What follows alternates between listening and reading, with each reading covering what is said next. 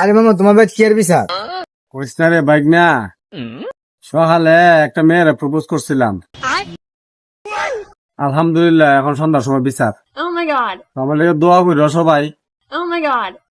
না মাইরা বাসায় তুমি রাহে। না তোমারই বাসার হাজার তুমি বেশি বেশি বেতন দিলে প্রপোজ করতা। আরে মামা তুমি যেন বুয়া তোমার না দেখতে হয়েছে, দেখতে গেলে দিয়া ভেঙে গেল গা।